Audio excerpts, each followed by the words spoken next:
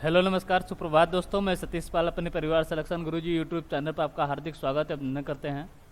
हम आशा करते हैं कि आप सभी स्वस्थ मस्त होंगे। तो चलिए हम रोज़ की तरह जीएस के 20 क्वेश्चन को आज भी आपके सामने लेकर आए हुए हैं, ठीक, जो कि आपके आने वाले जो वनडे एग्जाम होने वाले हैं। और हालांकि यूपीपी एवं सीआरपीएफ ट्रेडमेंट का जो पेपर होने वाला है, और उसके बाद हाल ही में भी आपके जो 22 और इसी 22 और 23 को अभी एसएसबी कांस्टेबल का भी एग्जाम का मतलब एडमिट कार्ड आ चुका है आपके सामने। तो उन्हीं क्वेश्चन का आधारित तो आपके सामने रोज जीएस के 20 क्वेश्चन को लेकर आते हैं, और आज भी एक अच्छे क्वेश्चन के साथ आपके सामने आए हुए हैं। तो चलिए हम अपने प्रैक्टिस सेट की तरफ बढ़ते हैं और अपना पहला क्वेश्चन देखते हैं। पहला क्वेश्चन दिया है कि निम्नलिखित में से कौन सी रेखा पाकिस्तान और अफगानिस्तान को अलग करती है। पाकिस्तान और अफगानिस्तान को अलग करती है। ऑप्शन है दिया आपका मैकमोहन रेखा, ऑप्शन बी दिया आपका डूरंड रेखा, ऑप्शन सी दिया आपका रेडक्लिफ रेखा, और ऑप्शन डी दिया आपका इनमें से कोई नहीं। तो पूछा है पाकिस्तान और अफगानिस्तान, तो पाकिस्तान अफगानिस्तान कौन सी रेखा अलग करती है, तो कहती है आपकी डूरंड रेखा, जो कि पहले भारत और अफगानिस्तान के बीच हुआ करती थी। ठीक, अगर हम मैकमोहन रेखा की बात करें, किसकी, मैकमोहन रेखा की, तो यह आपके किसके बीच है, तो आपके भारत और चीन के बीच है। कौन सी रेखा, मैकमोहन रेखा। और रेडक्लिफ रेखा की बात करें तो ये आपके भारत और बांग्लादेश के भारत और पाकिस्तान के बीच कौन सी रेखा है, ये आपकी रेडक्लिफ रेखा है। ठीक, तो हमारा आंसर क्या हो गया, डूरंड रेखा, जो कि कहाँ पर है, भारत और पाकिस्तान और अफगानिस्तान के बीच। चलिए अगला क्वेश्चन देखते हैं। अगला क्वेश्चन दिया, किस वर्ष इंडियन प्रीमियर लीग की शुरुआत हुई थी। किस वर्ष में इंडियन प्रीमियर लीग यानी आईपीएल की बात कर, इंडियन प्रीमियर लीग की शुरुआत हुई थी। ऑप्शन है दिया आपका 2010, ऑप्शन बी दिया है 2002, ऑप्शन सी दिया आपका 2004, और ऑप्शन डी किया था 2008। तो किस वर्ष में इंडियन प्रीमियर लीग की स्थापना कब हुई थी, ये हुई थी आपके 2008 में, यानी ऑप्शन डी हमारा जो है वो सही आंसर होता है। अगर पूछे 2008 में यानी पहली बार आईपीएल हुआ था, तो पहला विजेता कौन था, तो पहला विजेता था आपका राजस्थान रॉयल्स। ये आपके पहले जब आईपीएल शुरू हुआ था, पहले सीजन का विजेता कौन था, राजस्थान रॉयल्स था। अगर पूछे किसे हराकर मतलब ये जीता था, तो ये हुआ था राजस्थान और चेन्नई के बीच, यानी चेन्नई को हराकर राजस्थान रॉयल्स विजयी हुआ था। ठीक, अभी हाल ही में 2023 का आईपीएल हुआ है, 2023 का आईपीएल हुआ है, जो कि फाइनल मैच किसके बीच खेला गया 2023 का, तो हुआ था आपका गुजरात और चेन्नई के बीच। किसके बीच, गुजरात और चेन्नई के बीच। और इसे किसने जीता, तो इसे चेन्नई ने जीत लिया था। ठीक, और पूछे चेन्नई कितनी बार विजेता रहे थे, टोटल 5 बार विजयी हुए। अगर पूछे 2023 में ऑरेंज कप और पर्पल कप किसे दिया गया, ऑरेंज कप और पर्पल कप, तो ऑरेंज कप किसे दिया जाता है, तो दिया जाता है जो सबसे उस साल के आईपीएल के आईपीएल सीजन के उस वर्ष के सबसे ज़्यादा रन जो बनाता है उसे ऑरेंज कप दिया जाता है। कौन सा, ऑरेंज कप, किस पर, रन पे दिया जाता है। और पर्पल कप किसे दिया जाता है, जो सबसे अधिक विकेट लेता है। तो ऑरेंज कप किसे दिया गया, तो दिया गया आपके शुभमन गिल को ऑरेंज कप दिया गया, शुभमन गिल को। अगर पूछे इन्होंने कितने रन बनाए थे, तो इन्होंने टोटल 17 मैच में 890 रन बनाए थे, 890 रन, 17 पारी में 890 रन बनाए थे। और किस टीम के थे, तो थे आपके गुजरात के शुभमन गिल। ठीक, दिया आपका पर्पल कैप की बात कर रहे थे, सबसे पर्पल कैप किसे मिला, तो मिला आपके मोहम्मद शमी को। ये भी किस टीम में थे, तो ये भी आपके गुजरात में थे। किस टीम के थे, ये भी आपके गुजरात में थे। अगर पूछे इन्होंने कितने विकेट लिए, तो इन्होंने 17 पारी में टोटल 28 विकेट लिए थे। सर्वाधिक विकेट 28 विकेट इन्होंने 17 मैचों में 28 विकेट लिए थे। ठीक, चलिए अगला क्वेश्चन देखते हैं। अगला क्वेश्चन दिया, भारत में पहली semi high speed train Vande Bharat चलती है, मतलब किसके किसके बीच चलती है। ऑप्शन है दिया आपका वाराणसी से नई दिल्ली के मध्य, ऑप्शन भी दिया है नई दिल्ली से मुंबई के मध्य, ऑप्शन सी दिया आपका दिल्ली से लखनऊ के मध्य, और ऑप्शन डी दिया आपका नई दिल्ली से कटरा के मध्य। भारत पहले वंदे भारत ट्रेन, भारत में पहली semi high speed train Vande Bharat चलती है, किसके किसके बीच चलती है, वंदे भारत ट्रेन। ठीक, तो ये चलती है आपके वाराणसी से, मतलब पहली ट्रेन कहाँ तक चली थी, चली थी आपके वाराणसी से नई दिल्ली के मध्य, यानी ऑप्शन ही हमारा जो है ये सही होता है। चलिए अगला क्वेश्चन देखते हैं। अगला क्वेश्चन दिया है, दो नदियों के बीच उपजाऊ भूमि को क्या कहते हैं। दो नदियों के बीच उपजाऊ भूमि को क्या कहते हैं। जल, ऑप्शन दिया आपका जल संभर, ऑप्शन भी दिया आपका जल विभाजक, ऑप्शन से दिया है दोआब, और ऑप्शन डी दिया आपका तराई। तो दो नदियों के बीच उपजाऊ भूमि को क्या कहते हैं, तो दो नदियों के बीच उपजाऊ भूमि को क्या कहते हैं आपके दोआब। दो नदियों के बीच जो उपजाऊ भूमि होती है उसे क्या कहते हैं, उसे दोआब कहते हैं। और जहाँ पर दो नदियाँ मिलती हैं उसे क्या कहते हैं, उसे संगम कहते हैं। और जब एक नदी से कोई नदी आकर मिलती है तो उसे क्या कहते हैं, उसे कहते हैं आपकी सहायक नदी। और जब किसी बड़ी नदी से छोटी नदी निकलती है तो उसे क्या कहते हैं, उस नदी की वितरिता, उस नदी की वितरिता। अगर पूछे गंगा नदी की वितरिता कौन है तो आपकी हुगली नदी, गंगा नदी की वितरिता कौन है तो आपकी हुगली नदी है। और ये मतलब जब कोई नदी मिलती है तो वहाँ सहायक नदी होती है, जब नदी से निकलती है तो वहाँ पर वितरिता कहलाती है। ठीक, चलिए अगला क्वेश्चन देखते हैं। अगला क्वेश्चन दिया, अलकनंदा नदी भारत के भागीरथी नदी में कहाँ मिलती है। अलकनंदा नदी भारत के भागीरथी नदी में कहाँ मिलती है। ऑप्शन है दिया आपका देवप्रयाग, ऑप्शन भी दिया आपका कर्णप्रयाग, ऑप्शन सी दिया आपका रुद्रप्रयाग, और ऑप्शन डी दिया आपका विष्णु प्रयाग। ऑप्शन डी किया दिया है विष्णु प्रयाग। तो किसकी बात करें, अलकनंदा और भागीरथी नदी की, अलकनंदा और भागीरथी नदी की। ये कहाँ मिलती हैं आपकी, ये मिलती हैं आपके देवप्रयाग में। कहाँ पर, देवप्रयाग में। नहीं, ऑप्शन ए हमारा जो है ये सही आंसर होता है। अगर पूछे भारत में कितने प्रयाग हैं तो टोटल 5 पंचप्रयाग। पंचप्रयाग कौन कौन, पंचप्रयाग की बात करें तो पंचप्रयाग कौन कौन से हैं, तो है आपका, एक है आपका विष्णु प्रयाग, कौन सा, विष्णु प्रयाग, विष्णु प्रयाग, फिर है आपका नंद प्रयाग, नंद प्रयाग, फिर है आपका कर्ण प्रयाग, कर्ण प्रयाग, फिर एक है आपका देव प्रयाग, देव प्रयाग, एक है आपका रुद्र प्रयाग। पांचवा क्या है, रुद्र प्रयाग। अगर पूछे विष्णु प्रयाग की बात करें, ये किस नदी से मिलकर बनता है, तो मिलता है आपका धौली गंगा, धौली गंगा, धौली गंगा और अलकनंदा, धौली गंगा और अलकनंदा। और नंद प्रयाग की बात करें, नंद प्रयाग है आपका नंदाकिनी, नंदाकिनी प्लस अलकनंदा। इसके बाद है आपका कर्ण प्रयाग, कर्ण प्रयाग किन नदियों से मिलकर बनता है, ये आपका पिंडार, पिंडार गंगा और अलकनंदा। इसके बाद है आपका देवप्रयाग, देवप्रयाग की बात करें, इसकी देवप्रयाग की बात करें तो ये आपके भागीरथी और अलकनंदा, भागीरथी प्लस अलकनंदा। फिर आपका पांचवा रुद्रप्रयाग, रुद्रप्रयाग है आपका मंदाकिनी और अलकनंदा, मंदाकिनी प्लस अलकनंदा, अलकनंदा। ये आपके क्या है, ये आपके पंच प्रयाग है। कौन कौन से हैं, विष्णु प्रयाग, नंद प्रयाग, कर्ण प्रयाग, देव प्रयाग और रुद्र प्रयाग। क्वेश्चन पूछा था कि अलकनंदा और भागीरथी नदी कहाँ मिलती हैं, तो मिलती हैं आपके देव प्रयाग में। यानी ऑप्शन ये हमारा जो है ये सही आंसर होता है। चलिए अगला क्वेश्चन देखते हैं। अगला क्वेश्चन दिया है, क्योटो प्रोटोकॉल किससे संबंधित है, क्योटो प्रोटोकॉल किससे संबंधित है। ऑप्शन ने दिया आपका ग्रीन हाउस गैसों के उत्सर्जन में कमी करने से, ऑप्शन बी दिया आपका ध्वनि स्रोतों के प्रदूषण में कमी करने से, ऑप्शन सी दिया आपका फसलों की कटाई में कमी करने से, और ऑप्शन डी दिया आपको लोहे के उपयोग में कमी करने से, लोहे के उपयोग में कमी करने से।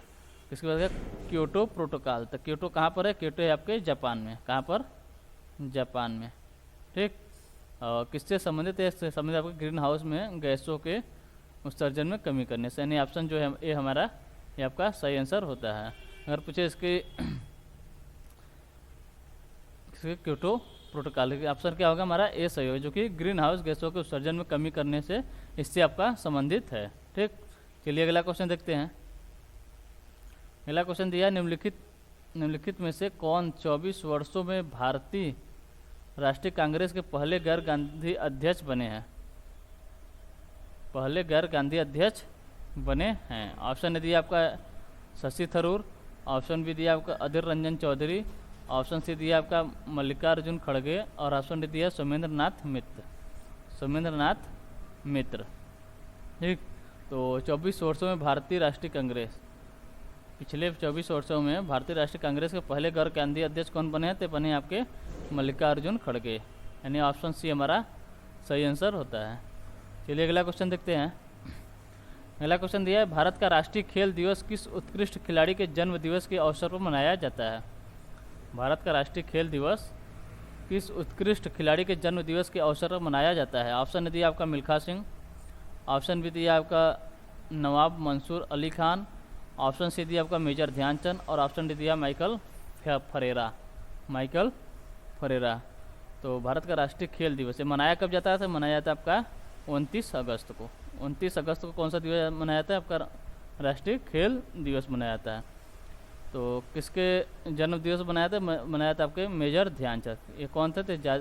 ये कौन? ये आपके हॉकी के प्लेयर एवं हॉकी के कप्तान भी रह चुके हैं। इन्हें क्या कहा जाता है? इन्हें हॉकी के जादूगर भी कहा जाता है। हॉकी के जादूगर। ठीक। इनका उपनाम पूछे तो क्या? हॉकी के जादूगर के नाम से भी ये प्रसिद्ध है। इनका जन्म कब हुआ था? तो इनका जन्म हुआ था 29 अगस्त 1905 को। कहाँ पर? प्रयागराज में। ठीक। तो इनके जन्म 29 अगस्त को, इनका जन्म हुआ 29 अगस्त। 29 अगस्त को राष्ट्रीय खेल दिवस मनाया जाता है। चलिए अगला क्वेश्चन देखते हैं। अगला क्वेश्चन दिया है, 1857 के विद्रोह में बिहार का प्रतिनिधित्व, 1857 के विद्रोह में बिहार का प्रतिनिधित्व करने वाले भारतीय नेता कौन थे? ऑप्शन दिया आपका कुंवर सिंह और अमर सिंह, ऑप्शन भी दिया आपका लियाकत अली और नाना साहेब, ऑप्शन सी दिया खान बहादुर खान और बहादुर शाह द्वितीय, ऑप्शन डी दिया आपका लक्ष्मीबाई और तात्या टोपे। लक्ष्मीबाई और तात्या टोपे। तो 1857 के विद्रोह में बिहार का प्रतिनिधित्व करने वाले कौन थे? ये थे आपके कुंवर सिंह और अमर सिंह, दो भाई थे। अमर सिंह कौन थे? कुंवर सिंह के भाई थे। यानी ऑप्शन ये हमारा जो है वो सही आंसर होता है। अगर पूछे लियाकत अली कहाँ से मतलब प्रतिनिधित्व कर रहे थे? तो कर रहे थे आपके इलाहाबाद से। कहाँ से? इलाहाबाद से। लियाकत अली कहाँ से? इलाहाबाद से, यानी हाल के प्रयागराज से, इलाहाबाद से। और नाना साहब थे आपके कानपुर से। नाना साहब कहाँ से थे? ये थे आपके कानपुर से। और खान बहादुर खां की बात करें तो एक थे आपके बरेली से, बरेली के प्रतिनिधित्व कर रहे थे, बरेली से। कहाँ से? बरेली से। और बहादुर शाह द्वितीय की बात करें तो कहाँ से थे? ये थे आपके दिल्ली के प्रतिनिधित्व कर रहे थे, दिल्ली से। ठीक। और लक्ष्मीबाई कहाँ से? झांसी से। चलिए अगला क्वेश्चन देखते हैं। अगला क्वेश्चन दिया आपके, फरवरी 2023 में बृहस्पति डैश चंद्रमाओं वाला सौरमंडल में सबसे अधिक ज्ञात चंद्रमाओं वाले ग्रह के रूप में शनि से आगे निकल गया है। मतलब शनि से आगे कौन निकल गया है? बृहस्पति। चंद्रमाओं मतलब उपग्रह में, इसमें उपग्रह में। तो अगर पूछे शनि से आगे निकला, यानी शनि का पहले उपग्रह, मतलब शनि के उपग्रह कितने थे? शनि के कितने उपग्रह थे? तो शनि के टोटल उपग्रह कितने थे? 83। यानी जो बृहस्पति आपका है, बृहस्पति ग्रह है, ये भी इसका उपग्रह इससे भी ज़्यादा है। कितने हैं? तो ये वर्तमान में कितने हैं? वर्तमान में 92 हैं। कितने? वो 92 हैं। ठीक। यानी ऑप्शन सी हमारा जो है सही आंसर होता है। चलिए अगला क्वेश्चन देखते हैं। अगला क्वेश्चन दिया है, भारत की सबसे बड़ी ताजे पानी की झील डैश है, मतलब कहाँ पर है? भारत की सबसे बड़ी ताजे पानी की झील कहाँ पर है? ऑप्शन दिया आपका चिल्का झील, मतलब झील है, मतलब कौन सी झील है? ऑप्शन दिया आपका चिल्का झील, ऑप्शन बी दिया आपका वुलर झील, ऑप्शन सी दिया है पवई झील, और ऑप्शन डी दिया आपका डल झील। ऑप्शन डी दिया आपका डल झील। तो भारत की सबसे बड़ी ताजे पानी यानी मीठे पानी की झील कौन सी है? मीठे पानी या ताजे पानी की झील कौन सी है? तो आपकी बुलर झील है। कौन सी? बुलर झील। यानी ऑप्शन बी हमारा जो है सही आंसर होता है। अगर पूछे बुलर झील कहाँ पर है, तो ये आपके जम्मू कश्मीर में। कहाँ पर? जम्मू एंड कश्मीर में है। ऑप्शन ए दिया आपका चिल्का झील। तो चिल्का झील की अगर बात करें, चिल्का झील कहाँ पर है? तो ये आपके उड़ीसा में है। कहाँ पर है? उड़ीसा में है। भारत की सबसे बड़ी खारे पानी की झील है ये, सबसे बड़ी खारे पानी की झील है, खारे पानी की झील है। सबसे बड़ी खारे पानी की झील चिल्का झील, सबसे बड़ी मीठे पानी या ताजे पानी की झील बुलर झील है। ठीक। और ऑप्शन सी दिया आपका पवई झील। पवई झील की बात करें कहाँ पर है? तो आपके महाराष्ट्र में मुंबई में है। कहाँ पर? मुंबई में। और डल झील भी कहाँ पर? ये भी आपके जम्मू कश्मीर में है। कहाँ पर है? जम्मू एंड कश्मीर में। कौन सा है? डल झील। चलिए अगला क्वेश्चन देखते हैं। पहला क्वेश्चन दिया है, भारत में हरित क्रांति के जनक कौन है? भारत में हरित क्रांति के जनक कौन है? ऑप्शन दिया आपका विलियम गेट, ऑप्शन बी दिया है M S Swaminathan, option C दिया वर्गीस कुरियन और ऑप्शन डी दिया है हीरालाल चौधरी। ऑप्शन डी दिया आपका हीरालाल चौधरी। तो भारत में हरित क्रांति के जनक कौन हैं? तो यहाँ आपके एम एस स्वामीनाथन, यानी ऑप्शन बी हमारा सही आंसर होता है। अगर हम वर्गीस कुरियन की बात करें तो कौन है? यह आपके एक किस नाम जानते हैं? तो वर्गीस कुरियन क्या है? ये श्वेत क्रांति के जनक। श्वेत क्रांति के जनक पूछे अगर भारत में कौन है, तो यह आपके वर्गीस कुरियन। और हरित क्रांति के जनक ये आपके एम एस स्वामीनाथन। चलिए अगला क्वेश्चन देखते हैं। अगला क्वेश्चन दिया, निम्न में से कौन एल्यूमिनियम का सबसे महत्वपूर्ण अयस्क है? निम्न में से कौन एल्यूमिनियम का सबसे महत्वपूर्ण अयस्क है? ऑप्शन ए दिया आपका बॉक्साइट, ऑप्शन बी दिया आपका कैलेमाइन, ऑप्शन सी दिया है कैल्साइट और ऑप्शन डी दिया आपका गैलेना। ऑप्शन डी दिया आपका गैलेना। तो अगर हम ऑप्शन ए की बात करें तो ये किसका अयस्क है? तो ये आपका एल्यूमिनियम का अयस्क है, यानी ऑप्शन ए हमारा सही आंसर होता है। और अगर ऑप्शन बी दिया आपका कैलेमाइन, ऑप्शन बी क्या दिया है? कैलेमाइन। अगर पूछे कैलेमाइन किसका अयस्क है, तो ये आपके जिंक का यानी जेडेन का, जिंक का अयस्क कौन है? ये आपका कैलेमाइन। ऑप्शन सी दिया आपका कैल्साइट, कैल्साइट किसका अयस्क है? तो आपके कार्बन का अयस्क है। किसका? कार्बन का। और ऑप्शन डी दिया आपका गैलेना, गैलेना किसका अयस्क है? आपके लेड यानी पीबी लेड का अयस्क कौन, मतलब गैलेना किसका अयस्क है? आपके लेड का है। कैल्साइट कार्बन का है और कैलेमाइन ये आपके जिंक का अयस्क है। और बॉक्साइट जो है आपके एल्युमिनियम का अयस्क है, यानी ऑप्शन ए हमारा सही आंसर होता है। चलिए अगला क्वेश्चन देखते हैं। अगला क्वेश्चन दिया है, निम्नलिखित में से किस भारतीय खिलाड़ी ने प्लेइंग टू विन नामक आत्मकथा लिखी है? निम्नलिखित में से किस भारतीय खिलाड़ी ने प्लेइंग टू विन नामक आत्मकथा लिखी है?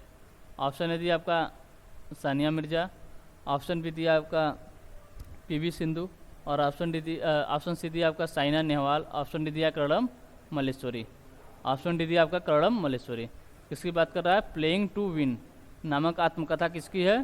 तो ये आपकी साइना नेहवाल की, यानी ऑप्शन सी हमारा जो है ये सही आंसर होता है। चलिए अगला क्वेश्चन देखते हैं। अगला क्वेश्चन दिया आपका, निम्नलिखित में से कौन उच्च न्यायालय की, निम्नलिखित में से कौन उच्च न्यायालय की पहली महिला मुख्य न्यायाधीश थी? निम्नलिखित में से कौन उच्च न्यायालय की पहली महिला मुख्य न्यायाधीश थी? तो ऑप्शन ए दिया आपका लीला सेठ, ऑप्शन बी दिया है अरुणा अशरफ अली, ऑप्शन सी दिया है फातिमा बीबी और ऑप्शन डी दिया आपका किरण बेदी। ऑप्शन डी क्या दिया है? किरण बेदी। किसकी बात करा? उच्च न्यायालय की पहली मुख्य न्यायाधीश, उच्च न्यायालय की पहली मुख्य न्यायाधीश ये कौन थी आपकी? ये थी आपकी लीला सेठ।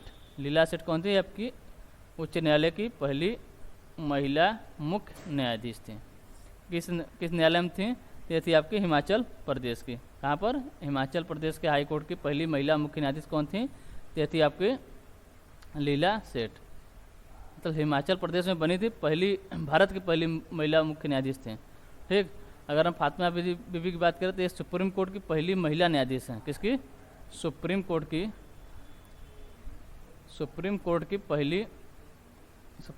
पहली महिला न्यायाधीश, पहली महिला न्यायाधीश। सुप्रीम कोर्ट की पहली महिला न्यायाधीश पूछे तो यहाँ आपके फातिमा बीबी, और उच्च मतलब हाई कोर्ट की पहली महिला मुख्य न्यायाधीश पूछे तो आपके लीला सेठ, वही आपकी कौन है, वही आपकी लीला सेठ हैं। ठीक, चलिए अगला क्वेश्चन देखते हैं। अगला क्वेश्चन दिया है, निम्नलिखित में से कौन सा अंतर्देशीय नदी बंदरगाह है। निम्नलिखित में से कौन सा अंतर्देशीय नदी बंदरगाह है। ऑप्शन ए दिया आपका कोलकाता, ऑप्शन बी दिया आपका पारादीप, ऑप्शन सी दिया आपका कांडला और ऑप्शन डी दिया विशाखापट्टनम। ऑप्शन डी दिया विशाखापट्टनम। अंतर्देशीय मतलब जो कि अंतर्देशीय मतलब होता है जो कि नदी पर बना बंदरगाह हो, अंतर्देशीय, समुद्र में बंदरगाह न हो। तो अंतर्देशीय नदी पे मतलब अंतर्देशीय नदी बंदरगाह कौन है, तो ये आपका कोलकाता बंदरगाह है। कोलकाता बंदरगाह है किस नदी के मुहाने पर है, यह आपके हुगली नदी के मुहाने पर। किस नदी पर, हुगली नदी के। ठीक, अगर से पूछे पारादीप बंदरगाह है ये आपके उड़ीसा में, कांडला बंदरगाह गुजरात, विशाखापट्टनम बंदरगाह आंध्र प्रदेश में है। ठीक, चलिए अगला क्वेश्चन देखते हैं। अगला क्वेश्चन दिया, एशिया के नोबेल शांति पुरस्कार के रूप में किस पुरस्कार को जाना जाता है। एशिया के नोबेल शांति पुरस्कार के रूप में किस पुरस्कार को जाना जाता है।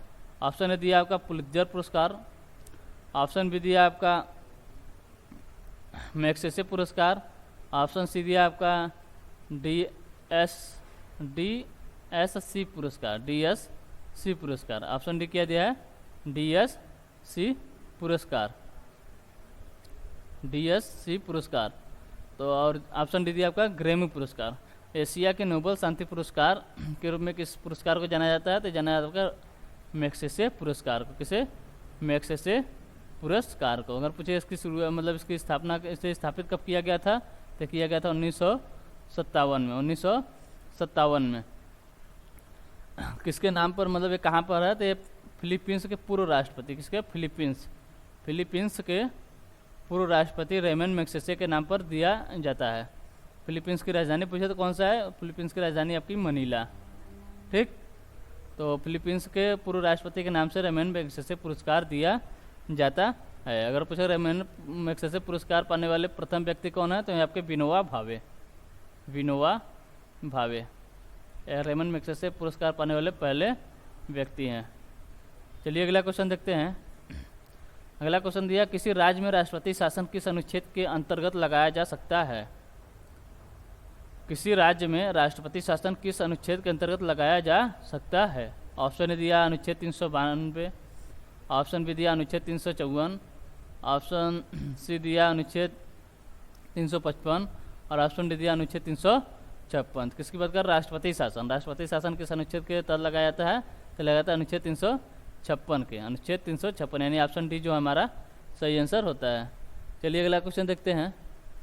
अगला क्वेश्चन दिया, भारतीय संविधान की 8वीं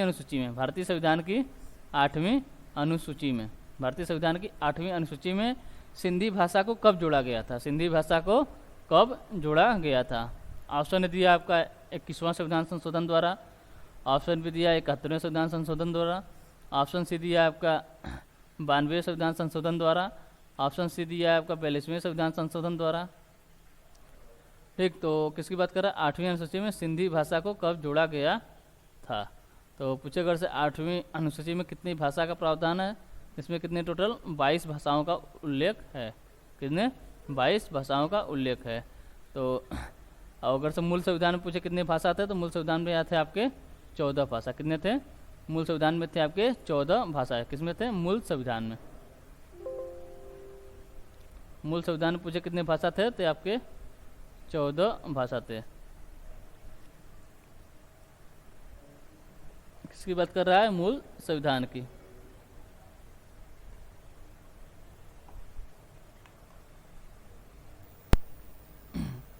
चलिए देखते हैं। पूछा है मूल संविधान में कितने भाषा थे। मूल संविधान में कितने भाषा थे।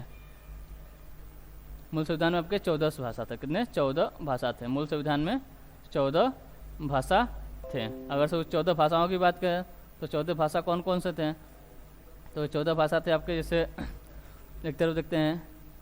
पहला हो गया जैसे आपका कश्मीरी, कौन सा, कश्मीरी। फिर आपका पंजाबी, कश्मीरी पंजाबी, हिंदी, बंगाली, बंगाली, आसामी, उड़िया, कौन सा उड़िया। फिर इधर आइए गुजराती, मराठी, कौन सा मराठी, तमिल, कन्नड़, तेलुगु,